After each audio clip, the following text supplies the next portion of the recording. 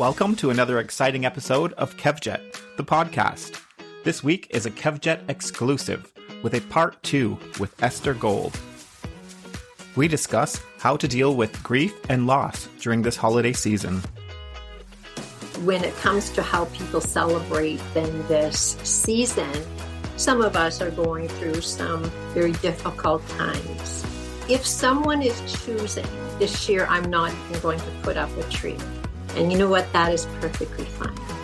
You can start some new traditions.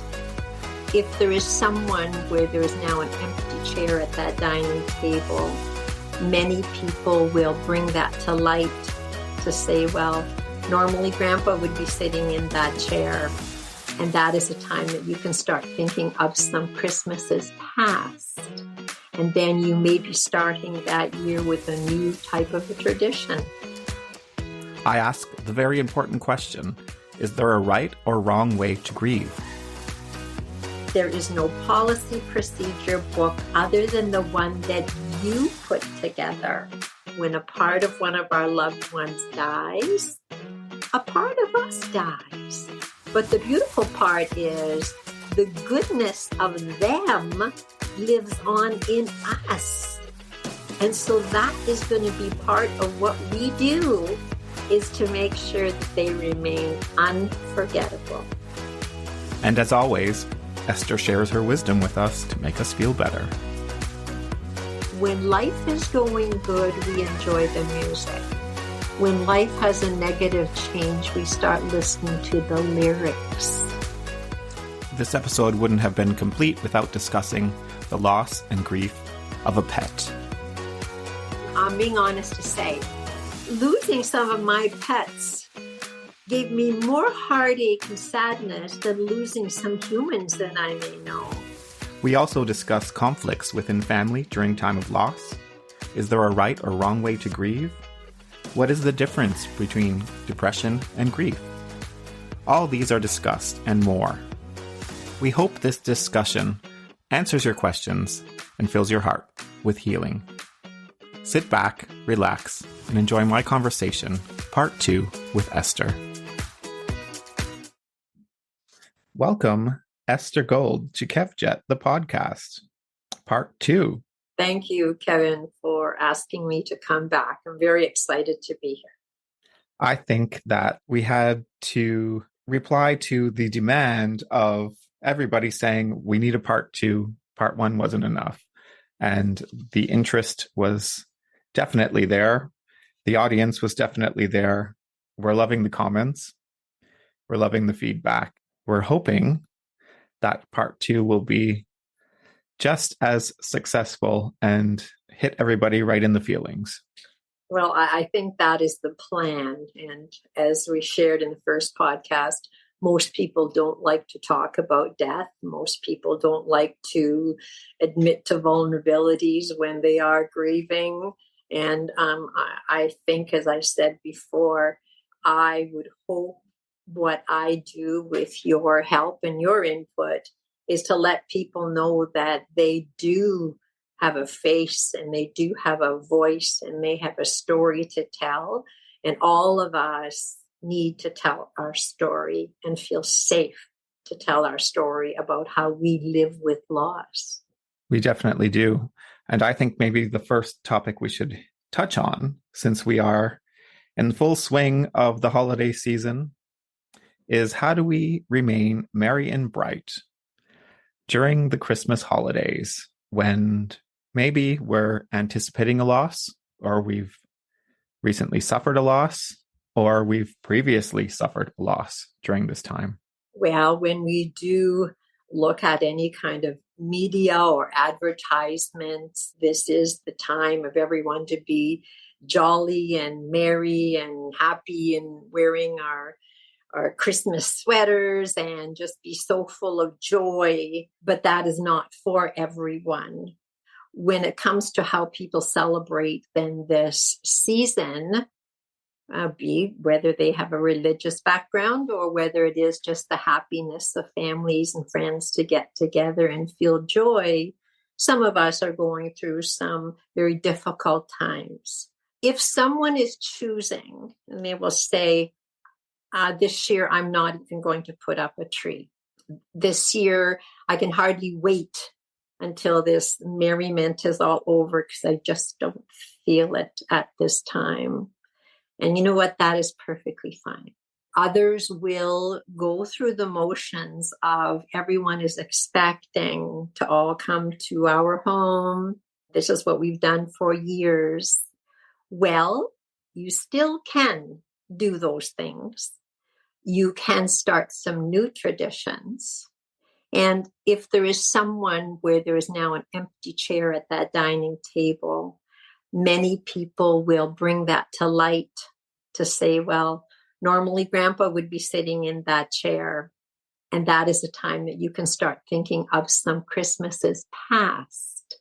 And then you may be starting that year with a new type of a tradition. Again, there's no right way. If someone finds, even in a situation, that it becomes overwhelming, asking for help.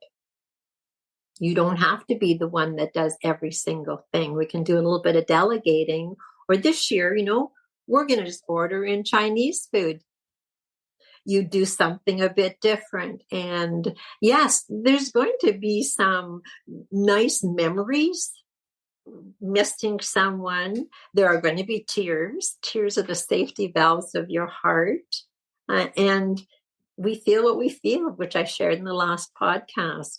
But for those that decide that this year is not going to be the year that I'm going to be very good at celebrating, that's perfectly fine too, as long as they maybe have a hope that perhaps next year may be better. Having that hope. Yep, I'm not going to do as much this year. I just don't feel it. But hopefully next year it will be back to somewhat what our family used to do.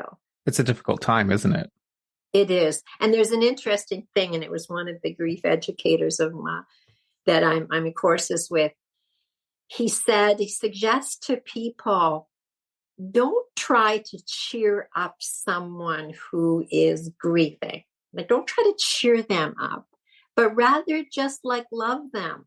Just love them. You don't even have to say all that much other than, you give them a hug, or you might make their favorite eggnog for them, or just something. And it doesn't have to be the focus that somebody has died, but the fact that they're there with you. So just love them. Don't try to cheer them up, because at that moment, you know what? Their heart is aching. But the fact that someone acknowledges that you have a heartache, that truly does bring comfort. I feel that sometimes people try and push the merry and bright on you. And I think I probably was guilty of this. And now that I think about it, a time or two where I would be like, oh, come on, you have to have a Christmas tree. I'll come over. I'll put up the Christmas tree. Let me do this. Yeah. And I think as a friend, you think that you're helping. I think after that situation has occurred, that person would in their quiet time kind of sit back and be looking at the tree and going, you know what?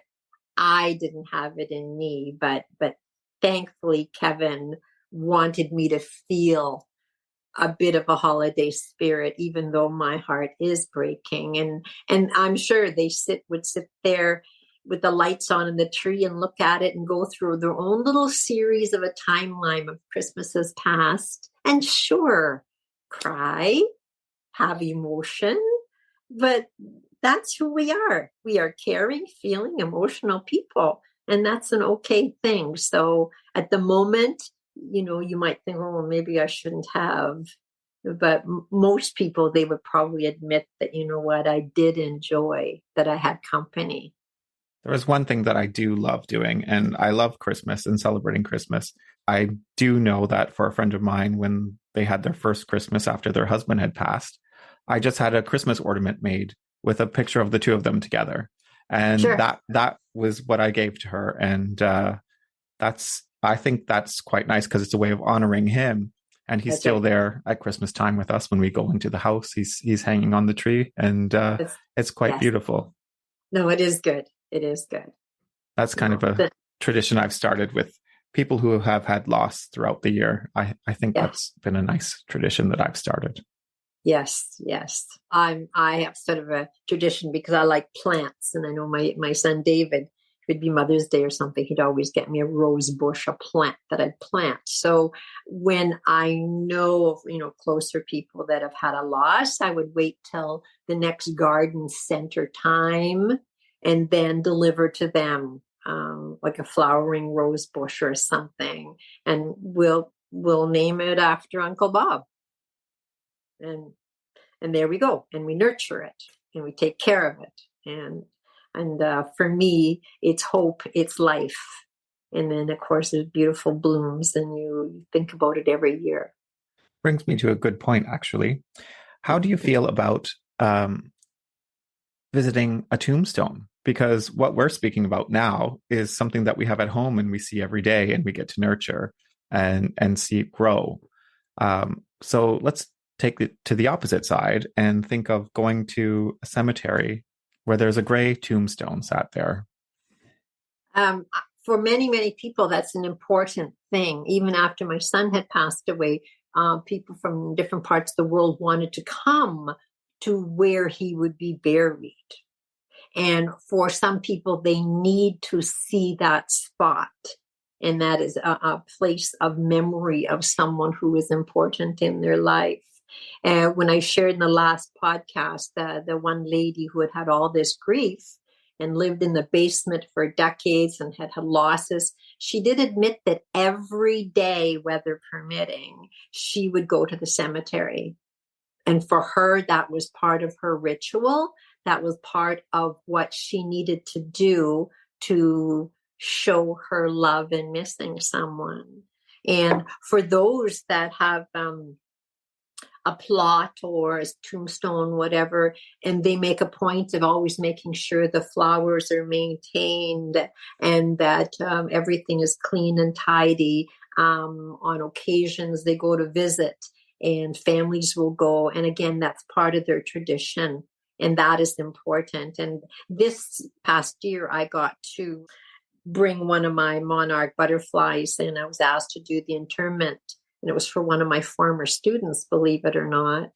And that was quite the honor to be asked to do this, but important for the family, who all sort of stood semicircle. And we had this little ceremony, and we let the father, he was a senior, I gave him the butterfly, and the stone is there, and then to release this butterfly. So that for that family was very important. And one of the younger people afterward had said to me, "Thank you for bringing our family together." And that was just a gesture of, again, the legend of our loved ones flying on the wings of a monarch butterfly. But some people deserve to be remembered. And we know that some people, of course, when they have died, for decades later, it'll be on the news, the celebration of that. And I just think, yes, I think it's important. Those people did not just exist, and they are to remain as unforgettable. And it's up to us, I feel, to do everything we feel is right to keep them remembered.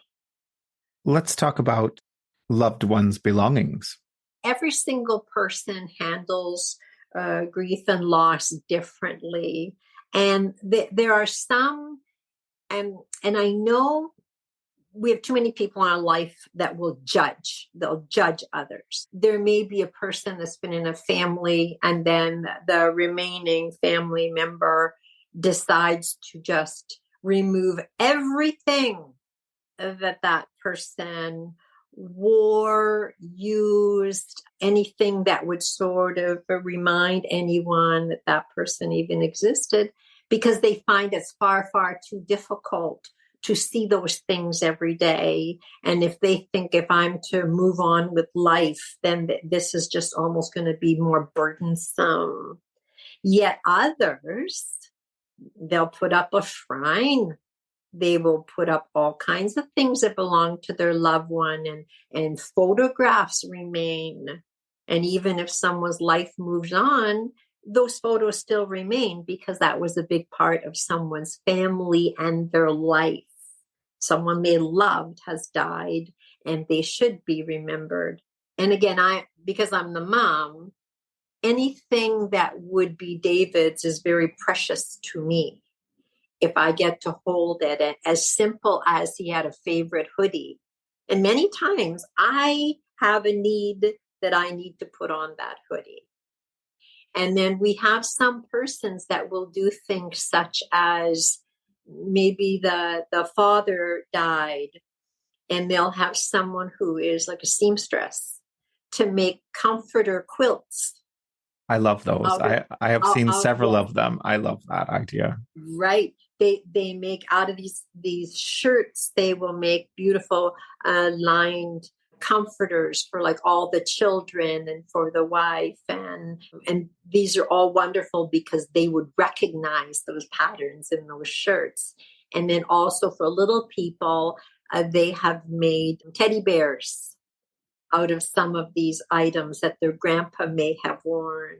So all those things I think are very important, and it's very individualized as to what someone wants to do with those items. And again, me personally, David had a very small bedroom. It basically is left the way he left it. And it's fine. It's perfectly fine. So when my grandsons come, one of them sleeps in that room. It's Uncle David's room. The 6-year-old has a set of his uncle's drumsticks and he's learning to do drums. And he'll always go, these used to belong to my Uncle David. And he tells the stories about it. And so those things, again, could be as simple as the sunglasses he wore. They're on his desk. So everyone's different. For me, I find that comfort. Other people might go, don't you think that's kind of morbid that you still have, your son's suitcase from when he came home from China? No, for me, it's good.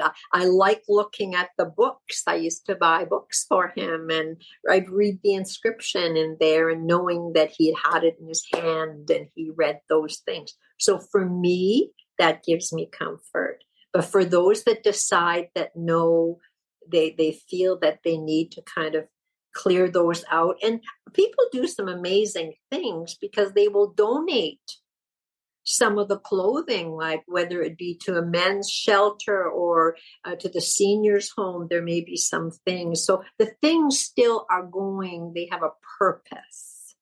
So all those things are good. So what that person decides, again, that's totally up to them. And it's not for us to make the judgment call. For them, how they treat those possessions. I did go, unfortunately, one of my classmates had died a while ago. And her adult children had an interesting dinner for family friends. And everyone at the dinner got a gift bag. And in the gift bag was something that belonged to their mom. Darlene would be my friend. And they chose things that would be appropriate for me to have or for whoever. And that way, nothing went into a yard sale or nothing went into a dumpster. Every single guest had a beautiful gift bag with something that belonged to Darlene. And it's precious to me. It's what I have. But that took a lot of planning. And I think, yes, because we all want some memory of her. She was like a lovely, lovely human being. And so when I do look at that, mine is a candle where it looks like there's 3 ladies like angels all holding hands. And it's Darlene and me. It's a lovely idea. It is. It truly is. Yes. Kind of touching on to what we're talking about with families and how they all decide on different things. What is some advice on conflicts within families? Because when somebody passes away, emotions are high and yes, conflicts happen. And yes, sometimes it can get really, really ugly. What's your advice on that? Stay with us. We'll be right back. Join us each week on the Well Beyond Medicine podcast as we explore the 80% of child health impacts that occur outside the doctor's office. Listen and subscribe at nemorswellbeyond.org, where you'll hear pediatric experts, researchers, and policymakers from around the world discussing ways they are revolutionizing children's health. I'm your host, Carol Vassar. Let's go. Let's go. Well beyond medicine.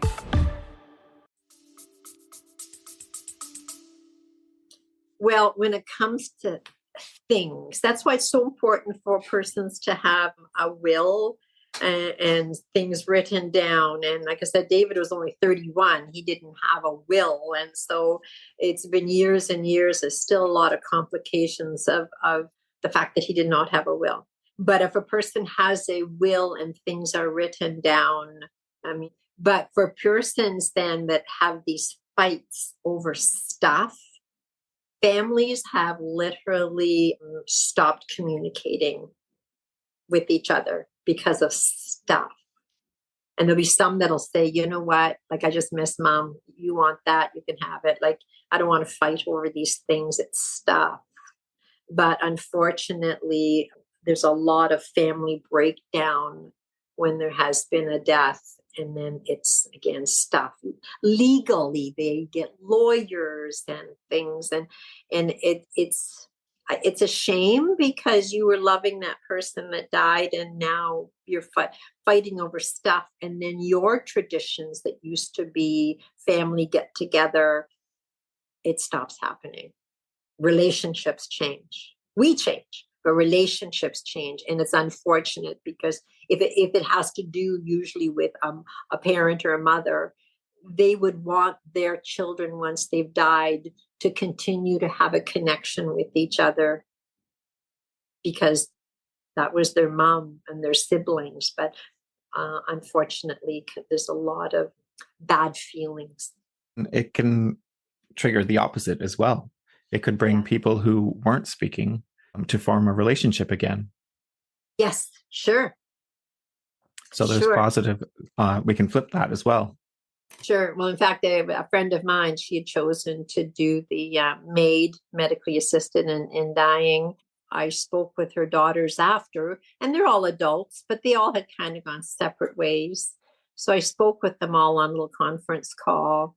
And I said, you know, your mom had a wish that all three of you would start to be appreciating each other and to become not just sisters, but to actually do things together, like plan a little holiday together, even once a year is something. And I said, this was your mom's wish, that if you had any differences, for you to work through them and to become family again. And so I felt powerful to say that to them because my friend wasn't here to say it to them. They did somewhat agree that they think that's important. So that I'm hoping those three ladies are doing more together and being loving sisters. Maybe we should talk about that. We should talk about people who are able to plan their own deaths now, which is in Canada, which is a powerful thing. That brings on a few different things we can talk about. So that brings on family members and friends anticipating the death of a loved one. So they would start grieving much before their loved one has passed away. And they'd be spending time with that person. And it changes their relationship, doesn't it? It does. In this particular instance, when the mother informed her children of what her plan was, well, then suddenly there was all this attention and there were tears.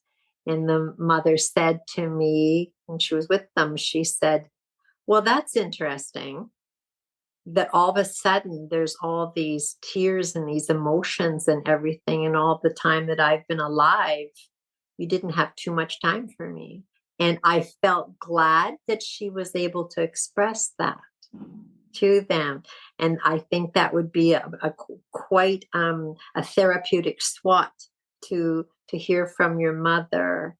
And then, of course, some time was passing and to arrange the date and the time. And they all did kind of get together for that. But I think they had quite a harsh life lesson when the mom said, "You did not include me when you could have. And now you're saying you're going to miss me." What's the difference between depression and grief? Big difference, big difference. Grief is a normal thing when you're sad. Depression can come from many things. When we shared before about we're a chemistry lab, people can be depressed because of what they're consuming, what they're ingesting.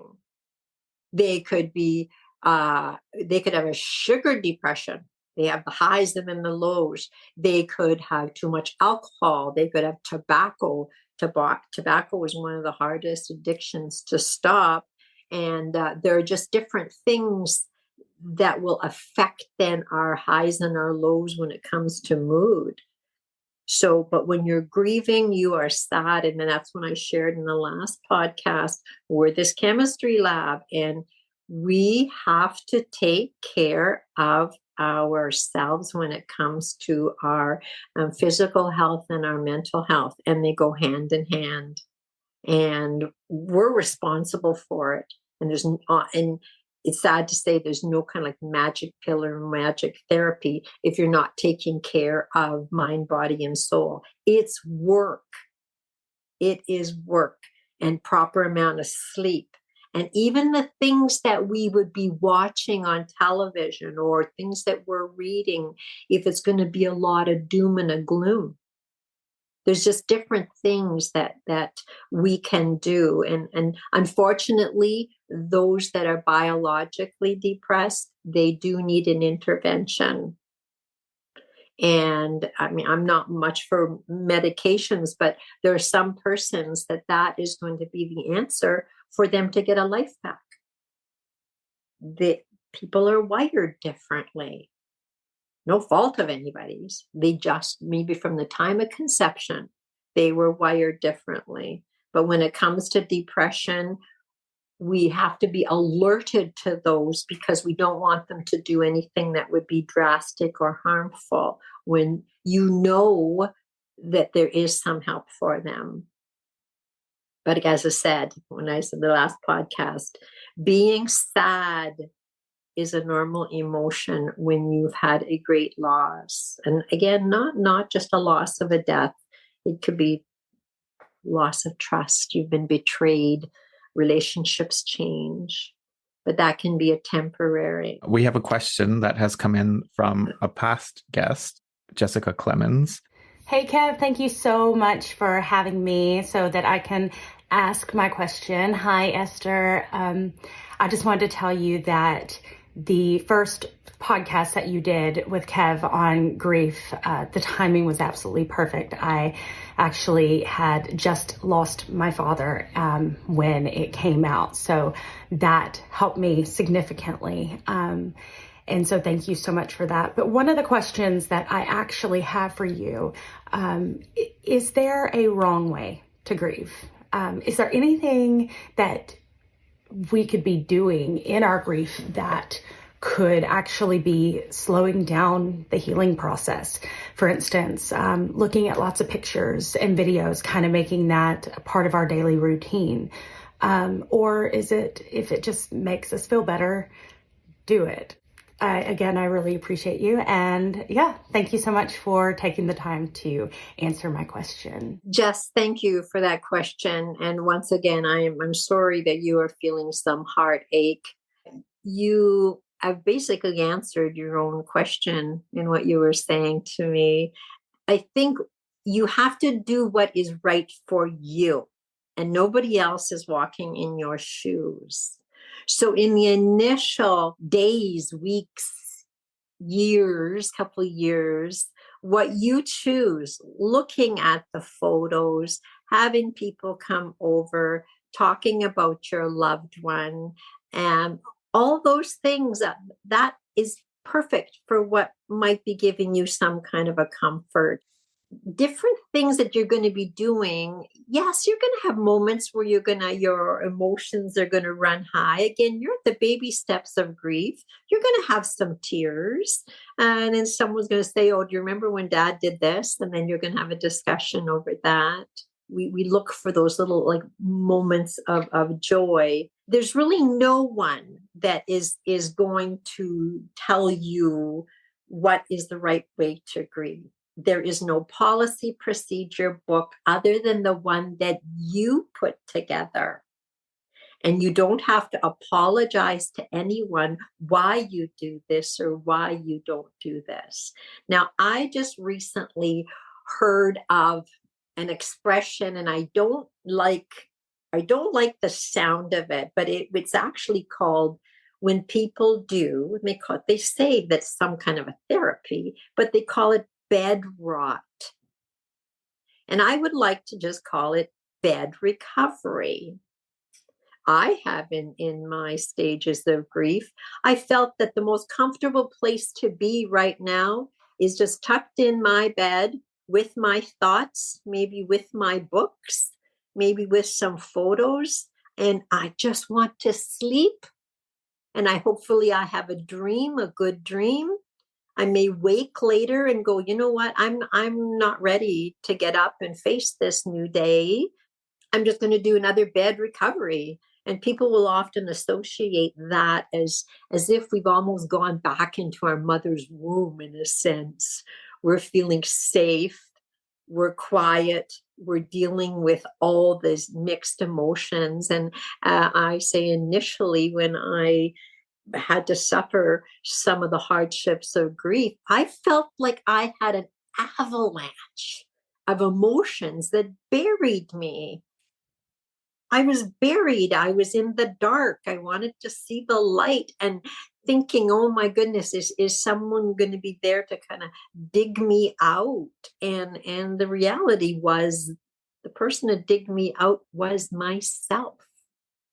And there are so many different things out there that might give you that feeling of, I am recovering. It's not for everybody. There's a series of things that you could be doing, and try it. And if it does not work, I'm going to try something else. And when I say I have read so many books, and I go online and I'll Google search this, and will that give me some kind of a comfort? Sometimes it does. And I'll go, no, that's just a bunch of BS. That's not going to work for me. But there are just some things. Your life has changed. You have changed. And maybe, however you decide, you're going to start some new traditions. And when I say to honor your dad, you are forever going to be his cherished daughter. And he is forever going to be your dad who you love. I shared with Kevin earlier, we were just chatting, and I said, my father died 37 years ago. And I have a grooming kit that I bought for him when he was in the hospital. I'm in that laundry room every single day. When I open that cupboard, there's still a faint scent of his shaving lotion. And I'll smile. I go, hi, Dad. And I want to keep that there forever. So it's up to you. And you don't have to explain to anybody. You don't have to apologize for anybody. It's what's working for you. And as I said, you are on the very, very baby steps of feeling a heartache because you miss your dad, you love your dad. But over time, you will find the right thing that seems to give you that feeling of recovery. People say, oh, we want you to heal. We want you to heal from this grief. Well, no, the word isn't heal. It's recovery. And what's going to help you cope? And what are some of the things that are going to give you joy? I mean, there's all kinds of lists of things that I could maybe do in another podcast to tell people, try this, try that. But again, once again, I'm sorry you have this heartache. And whatever you are doing is the right thing at this particular time, in your way, in your time.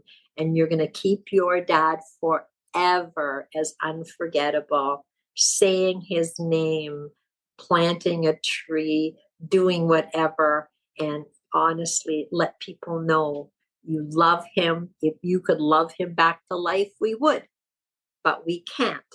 But the beautiful thing about this is when a part of one of our loved ones dies, a part of us dies. But the beautiful part is the goodness of them lives on in us. And so that is going to be part of what we do, is to make sure that they remain unforgettable. Thanks, Esther. Okay. Are there any unhealthy practices in grief?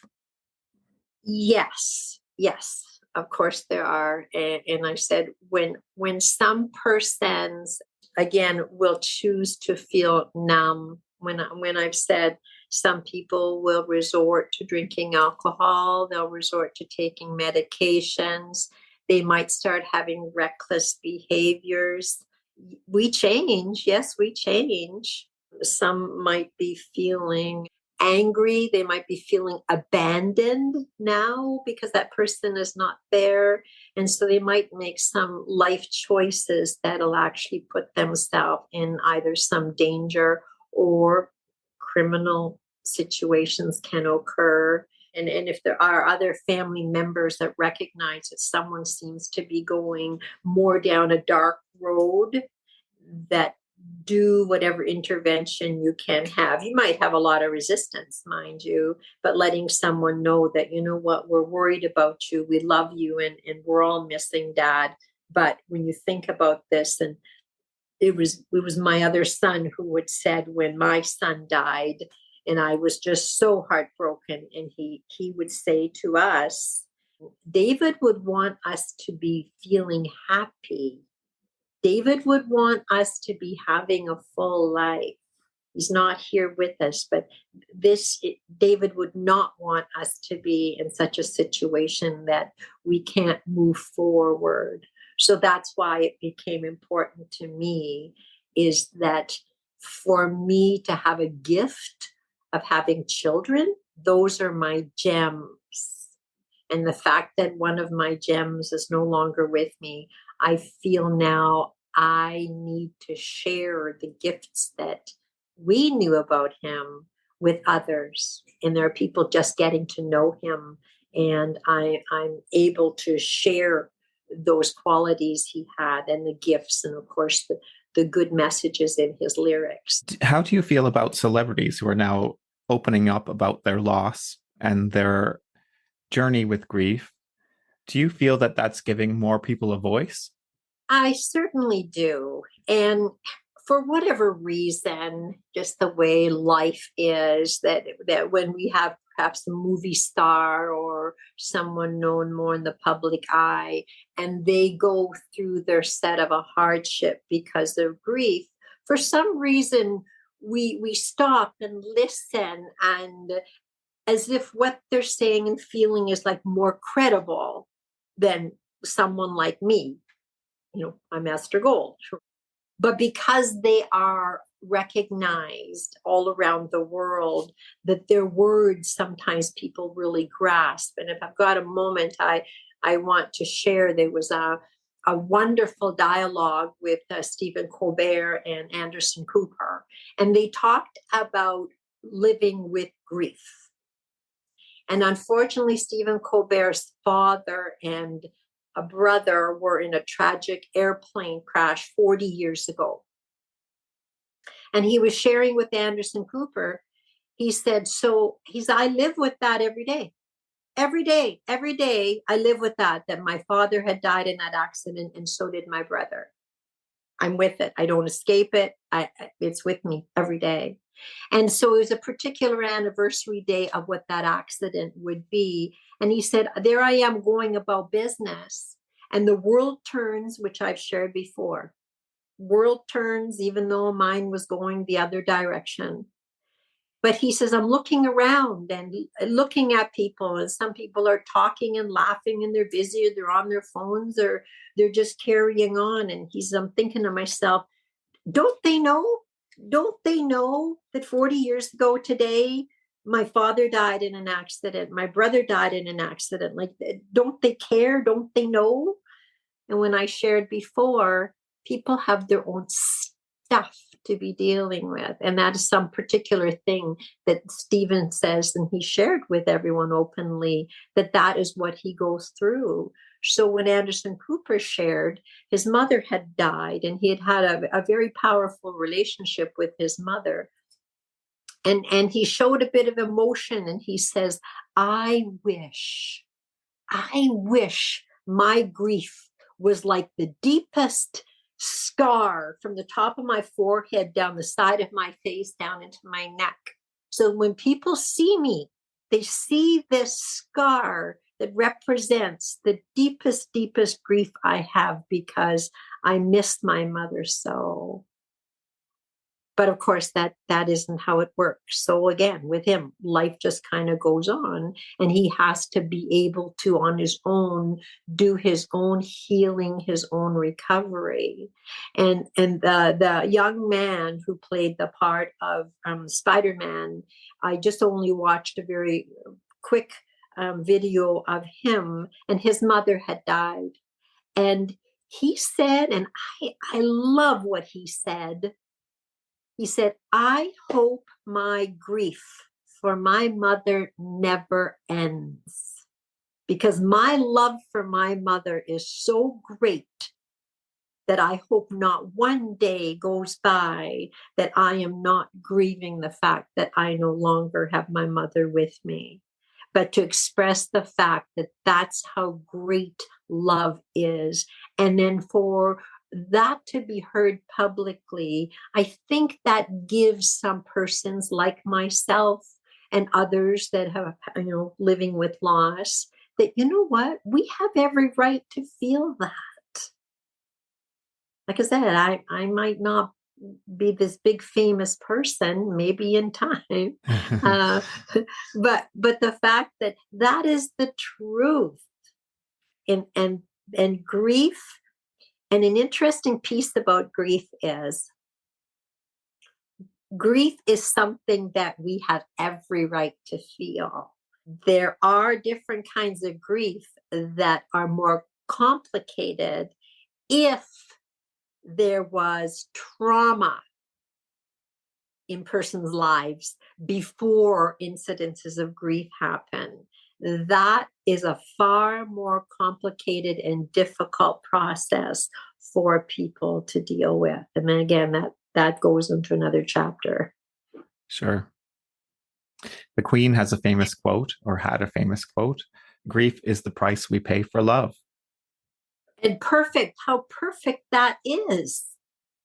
How perfect it is.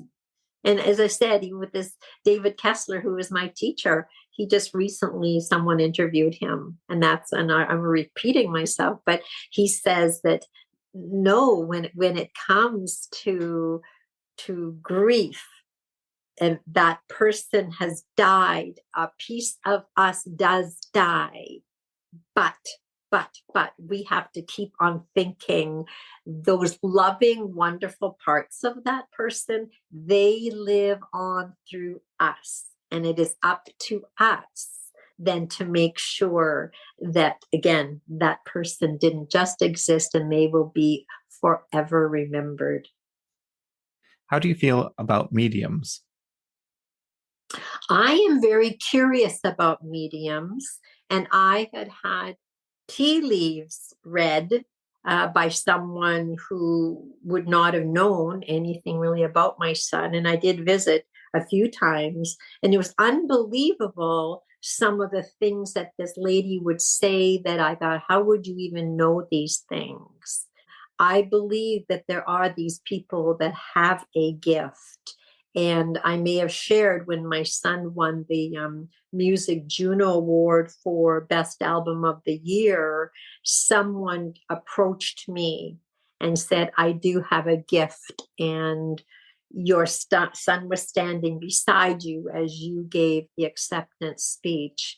And later she described a woman that was standing with my other children, described my mother perfectly, to say that David and my mother were actually there at the acceptance ceremonies. I want to believe it. I've had many things happen to me that there is a communication beyond death, and if these people have that gift, I applaud it. And I'm sure there are some that are not as good as others, but when they seem to tell you something that there's no way that lady would have known that, there's no research. And I believe that that gift is valuable for some. Would you recommend to somebody who's just suffered a loss and is going through grief that they seek out a medium initially? I'm not too sure about that, because I know at that time we're very, very desperate. We're desperate to have some kind of a communication. And if someone feels that, you know what, I want to do this, but if they would go with that idea that it may give you some comfort, it may give you some things to think about. Again, we don't want someone to give someone some unfair hope or to say something that could be maybe not that comfortable. But again, if people feel that I need to connect with my father or mom and to do it, and for them at that moment it seems like the right thing, I certainly would not talk them out of it. It's not our place. No. Right? It's not our place. And again, I mean, I've gone with friends. And in fact, it was my friend Darlene that did die. She was her mother had passed away, and she said, I'm not dealing well with it. And she went into the deepest depression. And we did go to this tea leaf person who gave her some wonderful words that seemed to sort of lift her out of that deepest depression, because she contemplated taking her own life. That's how sad she was without her mother. So it was a beneficial to meet with that lady for her. Sure. Since we're talking about connections can come in the way of something you mentioned to me earlier, food shopping. Yes. Well, I like to cook. I'm a mom, and there's certain foods that I would make. And one of my son's favorite foods, I mean, I've even had little contests here at my house with friends who claim they make the best chili in the world, but I have to tell them, sorry, I win the prize. So where they've even had to admit, you know what? No, you're right. But when I'm in the grocery store and I'll be looking at ingredients for certain things and be things that my son would enjoy to eat, I have these moments, and then I make them. And I know when I make it, I'll often even say out loud, oh, David, you would tell me right now that this is the best. And I'll continue doing this. I'm not going to stop making these things because it'll make me sad. No, it gives me joy that when I prepared this, you always were so appreciative. And interestingly, when my father died, he had quite a thick Finnish accent, and he loved when I cooked for him. And I'd always make him roasted chicken, mashed potatoes, peas, carrots, corn. And I had a particular gravy I'd make, and he would say, this is the best gravy I never had. And so after he passed for quite a few years, on his birthday, I always made that particular roasted chicken dinner. And whoever was invited that day, one of us would go, this is the best gravy I've never had. And so food is an important thing, even with my mother, the things that she'd make. And when I decide to make something that was special for her, I always think that she's planted that idea in my brain, like that she is near me and that I am supposed to make that particular beet salad or the oven macaroni, whatever it would be. So food can be a positive thing. And yes, it can give you those little pangs, those little moments of like, you should be here eating this. And I know because I live by myself and I love cooking. I do this as a therapy for me. And especially when you're kind of feeling a little bit down, because then it's my bonus to eat something. And I've often said, oh, now, David, I said, he used to bring recipes from other countries. So I would make the faux soup or I would make different things. And I think, yeah, I know you would be loving this right now. I wish you were here enjoying it. So it's again part of what we do for our comfort. It is. And food is healing, isn't it? It Soul is. food, they call it. Oh, yes. And the other huge connection is music. Music. Well, there's an expression that says, when life is going good, we enjoy the music. When life has a negative change, we start listening to the lyrics. It's very true. And yes, and I listen to lyrics, and it's often been in the grocery store. The song by Adele, which is "Hello, Hello from the Other Side." How many times I hear that, and so there I am trying to get my produce and blinking my eyes because I'm having a moment of thinking David's singing "Hello from the Other Side" to Mom. Not looking like I'm a real psychological mess at the moment, but I listened to him singing. And then at his funeral, we played the song from Perry about "Make Me a Rainbow and Shine It on My Mother."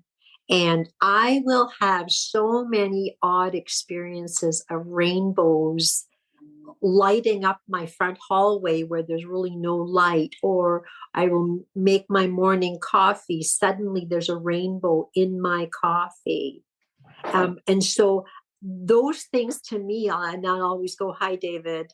I had an incident where I was going to work one morning and I was feeling sad. Oh, I was just missing David so much. And suddenly across the college was a rainbow. I thought, oh, thanks, David. Okay, it's going to be a good day.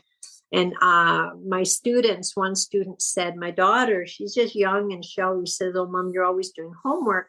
And I will tell her to do a drawing for me. Say the teacher likes a drawing. So that morning, so my daughter did a painting for you. And there in the painting was a sunshine and a rainbow. And I thought, here we go again. Thanks, David. Make me a rainbow, shine it on my mother. But songs, like I said, are very significant, and they can bring lovely, lovely memories.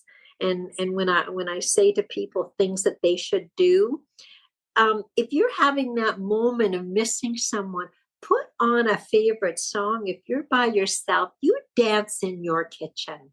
You sing to that song.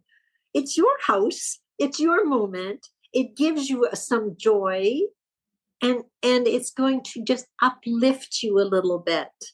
And thinking, yes, I danced that song "Sway" with my husband, and it was so romantic. I felt so in love. Well, play it again. Feel that love, and think that yes, if we meet again, we're gonna dance to that. We're gonna dance to Cotton Eye Joe. That's right. We are, because we can. And for that moment, and that's when I say to people, I'm doing my grief and joy, have those little moments of a joy in your day.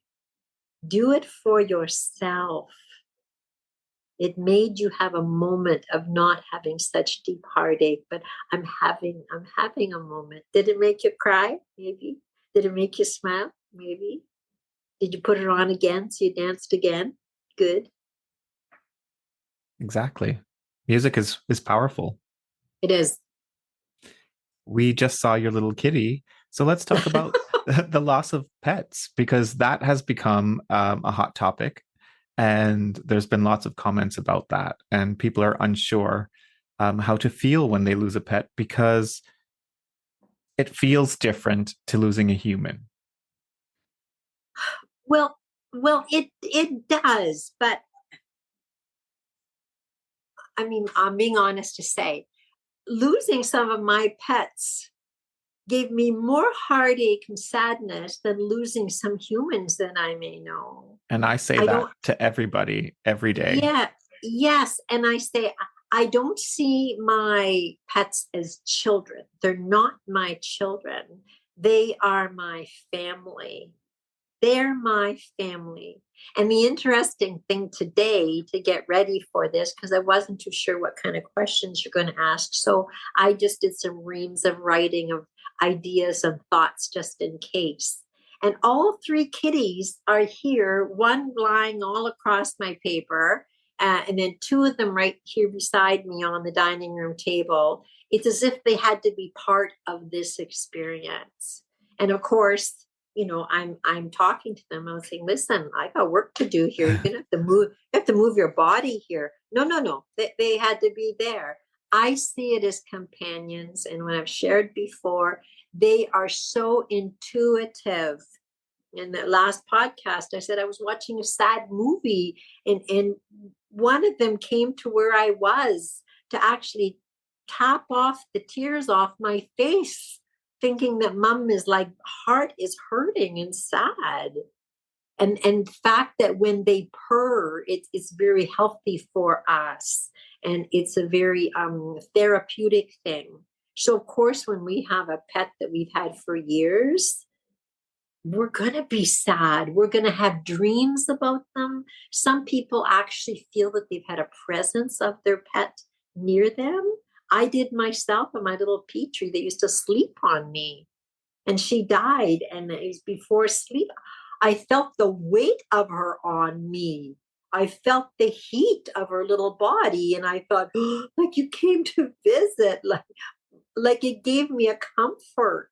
So when people, some people are afraid to even tell somebody else about how much they're missing their pet, because someone's going to laugh at them. Oh, it's just a cat. That's right.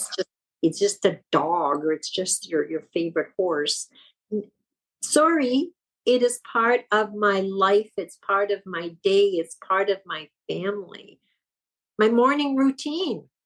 I get up, I make sure there's food and there's water, and I clean the kitty box. And it sounds silly, but each of them gets almost 100 kisses on the forehead, and their day starts. It's important. That's right. And for people, don't listen. Don't listen to people when they'll maybe try to dismiss you in such a way. Well, so what? So what? Your cat died. You'll get a new one. You could get a new one, is what you hear sometimes. Well, sure, you can, but it's not the same. No. As that cat. No. Like I said, we named this little black one. We named her Pantera because we had a big Pantera for like almost 20 years. That's Pantera too.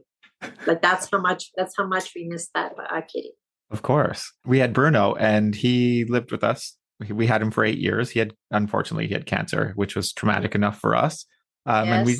And again, it's a lot like a human, and you do whatever you can to keep them alive and to keep them comfortable, because you love them, and they can't tell you how they feel. So again, I always describe having a pet to somebody who doesn't have pets as it's having an infant for their lifetime, because they can't speak to you. They can't tell you what they want. They can't tell you how they feel.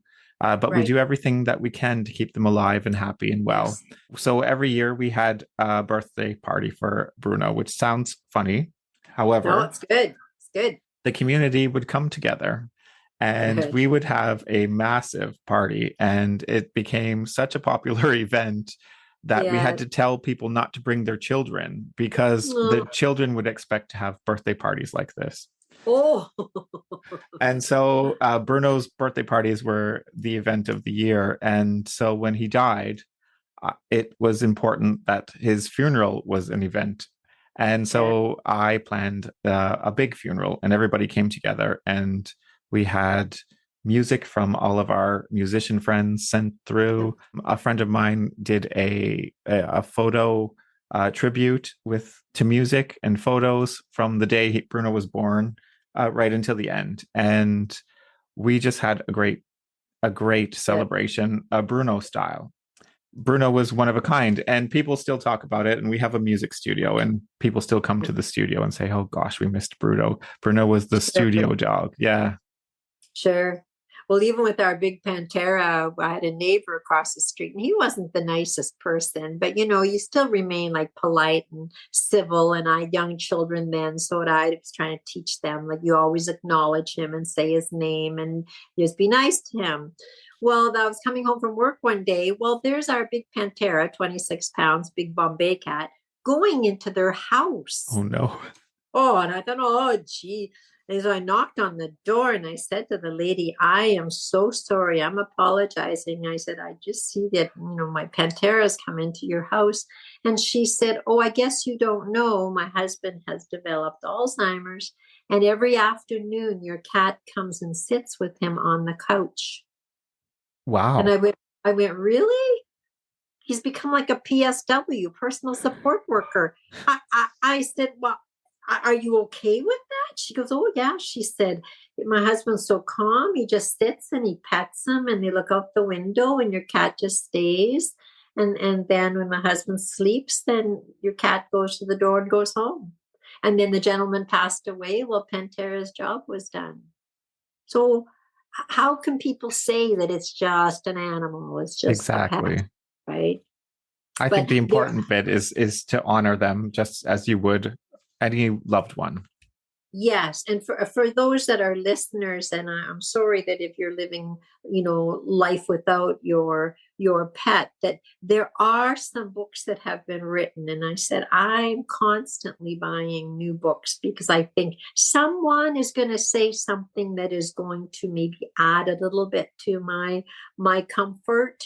And again, not everything do you agree with, but if you're needing at that time for someone who has also had pet loss, they might just give you a few little words that is going to make you feel like, you know what, me too. That's how I feel. I feel empty and I don't want to replace them. Like, how could I love another pet as much as I love that one? You will, and you can love another pet, but you're never going to forget the one that just like lives in your heart. No, never. Never. It's the same with any loved one that we lose. They just live on with us forever. They do. They do. In one of the courses I'm taking, and someone asked me, why do you keep on taking more courses? And I'm taking a course right now on grief and then trauma with grief. And they've done all kinds of studies that people will take these courses and maybe only 30 to 40% of people actually kind of benefit from it. So I think, well, I might be one of the 30%. Who knows? If I don't try it, and it's through the United States, and of course it costs a little bit of money, and I'm on a pension right now, and I think, I shouldn't be spending that money, but I'm thinking if it's for my wellness. Now, my David has been dead 12 years, and I'm still at that point, and I think for everyone to believe this, continue to do things that are going to bring you to a place of well-being, and then work on your well-being. Like, who knows you best than you, right? So you make a routine for yourself. So one of the teachers that I'm in this course now, he like clicked this light on for me because he said, I've been in terrible situations of grieving for too long. I've been stuck. I'm wasting my life. And he said, one day I realized I just spent 7 hours lying on the couch watching some series or Netflix or something. 7 hours. And I do that repeatedly every night. And then I had this thought. I thought, why am I not every day investing in myself to put work into me for my wellness. So simple things, have a good sleep, get up and bathe and groom and put some clothes on as if you're going somewhere.